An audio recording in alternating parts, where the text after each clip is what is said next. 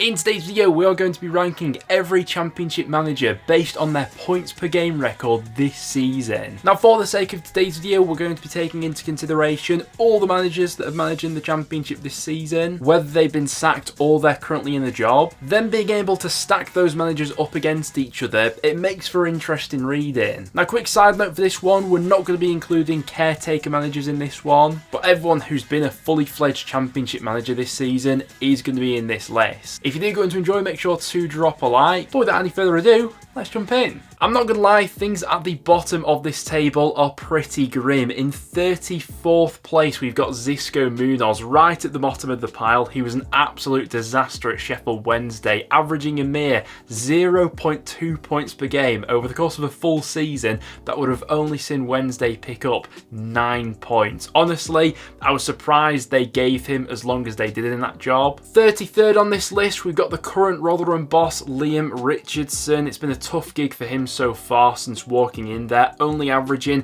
0.5 points per game. I think that most of us think that Rotherham are dead and buried at this stage. 32nd place on this list, it's Gareth Ainsworth. Now, a lot of people weren't too confident on Ainsworth and QPR coming into this season, and ultimately, I think a lot of those thoughts have been vindicated, especially when you see just how far up this list Marty Cifuentes is. 31st place, we've got the current Swansea boss, Luke Williams. Now, a bit of an asterisk is maybe worth putting up next to Williams' name. We are judging him off a fairly small sample size of matches, and it's also worth saying that the games Williams has come into at Swansea, they have had a very tough run of fixtures of late, where they have played a lot of the sides in and around the top half of the table. With that being said, you would expect a significant improvement on 0.57 points per game, because if they don't improve upon that, it's going to be a tricky relegation battle. Perhaps the worst Championship managerial appointment of all time. In 30th on this list, it's Wayne Rooney, who took Blues from looking like playoff challengers to relegation candidates seemingly overnight. He only averaged 0.66 points per game during his tenure at St Andrews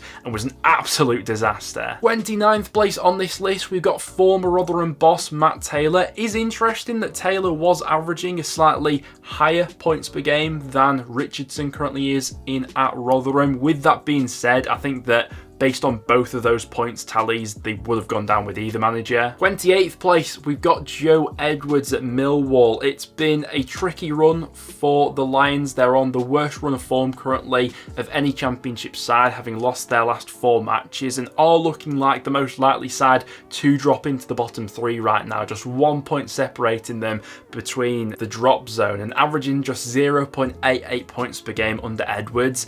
That is relegation form at less than a point per game. In 27th place, the final manager who we've got on this list who's averaging less than a point per game is Darren Moore, the former Huddersfield boss. Now, I've not gone ahead and included Huddersfield's new manager on this ranking, as that would feel a little bit unfair, as he's only had 1 game in charge so far. After sacking Moore, I think that Huddersfield have probably already been vindicated in that decision. Then, as we get into the managers from 26 and upwards, we start to get into the bosses who are now averaging over 1 point per game based on their track record from this season. But even in saying so, we've still got quite a few underperforming managers to go through next. 26 on this list, it is Alex Neil, slightly averaging over 1 point per game at Stoke, but I think that they were vindicated in making that managerial change with how sour things had got under Neil. Don't get me wrong, Schumacher's been finding things very tough recently, but I think that was ultimately the right decision with where things were headed under him. 25th on this list, we've got former Swansea boss Michael Duff. He does have a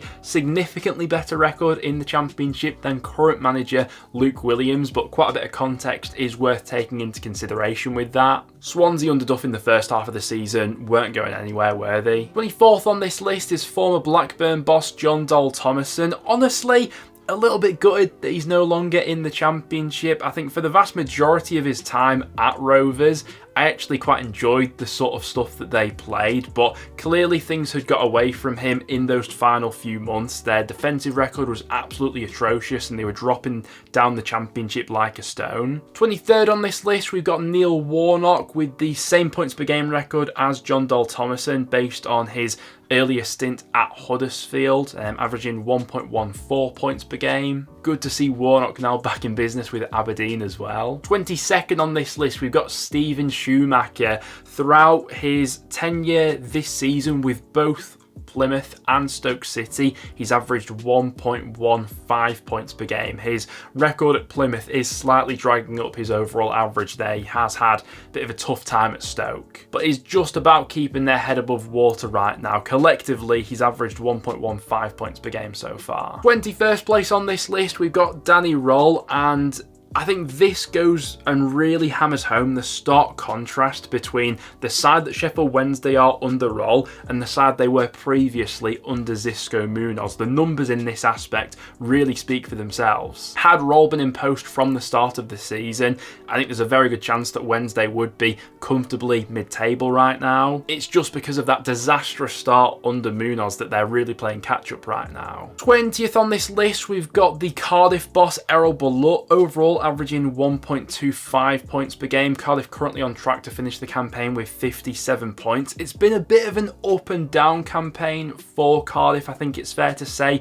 Started out really quite promisingly, but over these last few months, there have been quite a few stale performances and results have dried up in that time. 19th, we've got Marti Cifuentes. Really impressive considering the chaos that he inherited previously from Ainsworth. You'll see just how much QPR have actually improved from the Ainsworth days and until now under Cifuentes. Similar story with Danny Röhl in at Sheffield Wednesday. Had he been in charge from the start of the season, I think there's a good chance that QPR would be comfortable mid-table right now. 18th on this list, he's just lost his job at the Stadium of Light. It is Mick Beale. A bit of a funny appointment to begin with, not very popular at the time. Wasn't given a hell of a lot of time to go ahead and really prove things, but from the off, I think that Beale was fighting a losing battle at Sunderland. He wasn't the fans' choice, wasn't the club's first choice either. I think it was only going to end in one way for him. 17th in this list, we've got current Bristol City boss Liam Manning. They've struggled to nail down much consistency in the Championship under their new boss, but they have had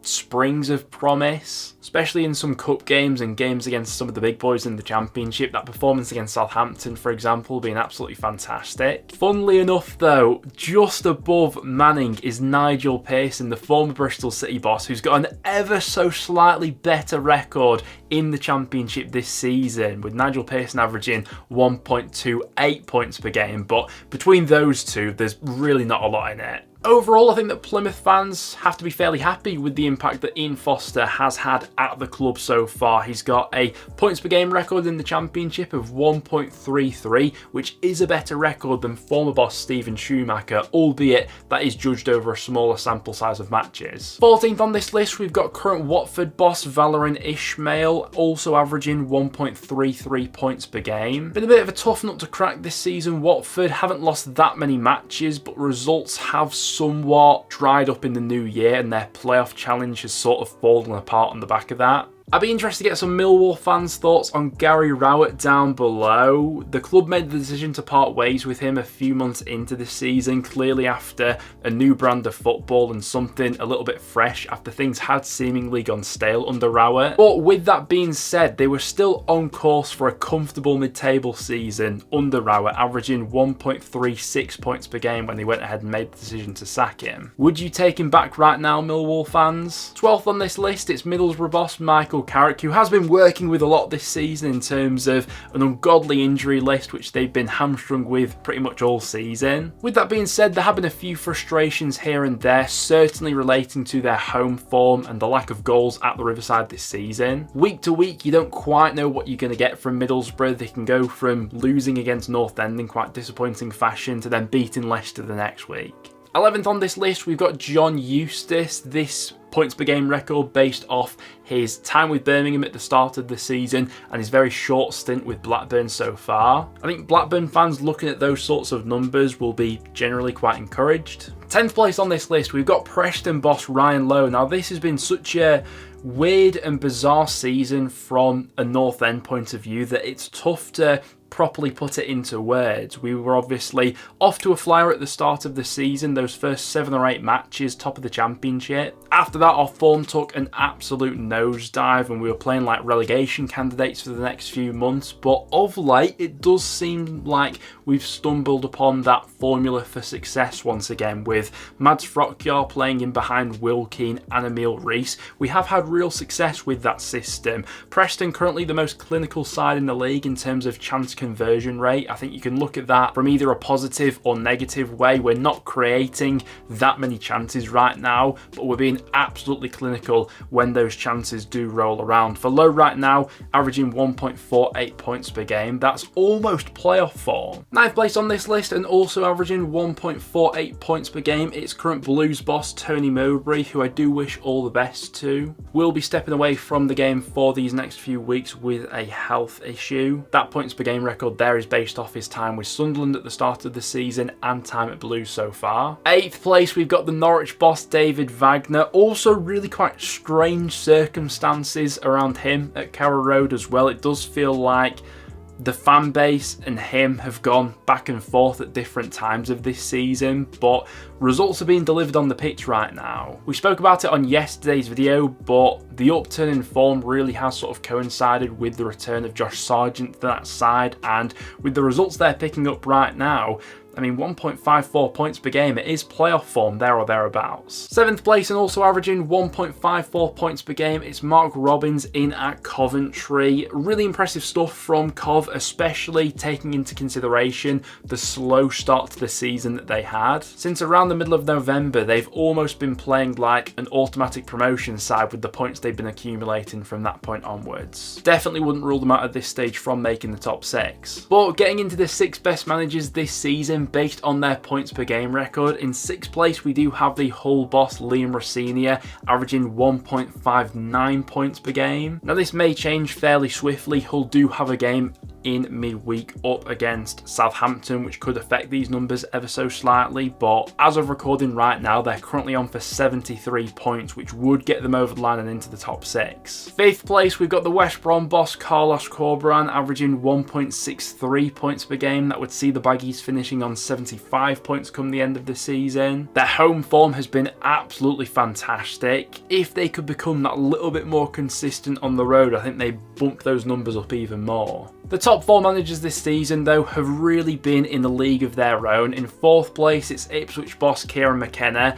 and for 4 managers to be averaging over 2 points per game, it's absolutely bonkers. And I think especially in the case of McKenna, as he's not working with a parachute side like the other 3 managers we're about to discuss. Currently on for 95 points come the end of the season. I mean, right now he would still be my manager of the season. I think the work he's done at Ipswich this season has been absolutely immense. But that's certainly not taking anything away from these next 3 managers. In 3rd place, we've got Russ Martin, his Southampton side currently on for 96 points this season, and that still might not be enough to get them over the line and promoted. An absolutely tremendous record though. The unbeaten streak of 22 matches was absolutely flawless. They'll certainly be there or thereabouts in the promotion chase. In 2nd place and also averaging 2.09 points per game, it's Daniel Farke's Leeds squad. Nothing to separate those two in the Championship right now. Leeds have won their last 8 consecutive league matches and are on an absolute roll right now. It always tends to be the case with Daniel Farke sides that they do click into gear in this back end of the season. It was certainly the case with his previous 2 promotions with Norwich, and I think we're seeing that right now. But based on the points per game, it is Enzo Maresca who comes out on top with Leicester, averaging 2.36 points per game. Ipswich are on track to beat the Championship points record and finish the season with 109 points, and what an achievement that would be. I think there are some fair questions over Maresca and whether this style of play would be transitionable to Premier League football next season, but I think that's the debate to be had in the future. Right now, Leicester are top of the league, and for good reason. They've scored more goals than any other Championship side, and they've also got the best defensive record in the league. But there we have it. There was every Championship boss from this season ranked on their points per game record in the 23/24 campaign. Which bosses in that table do you think are the most underrated? Let me know down below. But apart from that, thank you very much for watching, and I'll see you all in the next one.